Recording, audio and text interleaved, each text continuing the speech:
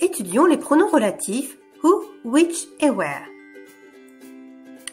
Dans pronoms relatifs, il y a pronom, c'est-à-dire quelque chose qui remplace un nom dans une phrase.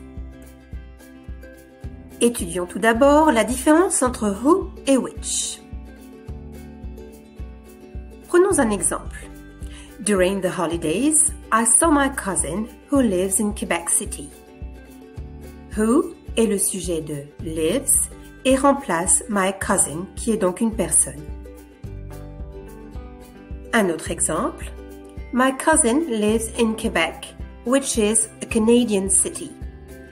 Which est le sujet de is et remplace Québec, qui est une ville. Dernier exemple. My cousin was reading a book, which was a present from me. Which, ici, est sujet de was et remplace le mot book, qui est une chose. Dans ces trois exemples, vous l'aurez remarqué, le pronom relatif est sujet. Dans le premier exemple, who remplace my cousin, qui est une personne. On emploie donc who lorsque l'antécédent, c'est-à-dire le mot qui précède le pronom relatif, est humain. Dans les deux autres exemples, on a employé which, tout d'abord pour remplacer Québec, une ville, et ensuite book, un objet. On emploie donc which lorsque l'antécédent est non humain. Essayons à présent de comprendre la différence entre which et where. Un exemple. Québec is also a province where people speak French. Ici, where n'est pas sujet.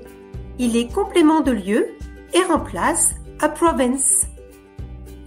Un autre exemple. My cousin lives in a house which his parents bought. Mon cousin habite dans une maison que ses parents ont achetée. Which n'est pas sujet, il est complément d'objet et remplace le mot house. Dans ces deux phrases, le pronom relatif est complément. On emploie where lorsque l'antécédent est un lieu. On emploiera donc which dans tous les autres cas où les antécédents sont non humains. Récapitulons. Le pronom relatif sujet qui en français est who quand l'antécédent est humain, which quand l'antécédent est non humain. Et le pronom relatif complément de lieu est where. À bientôt!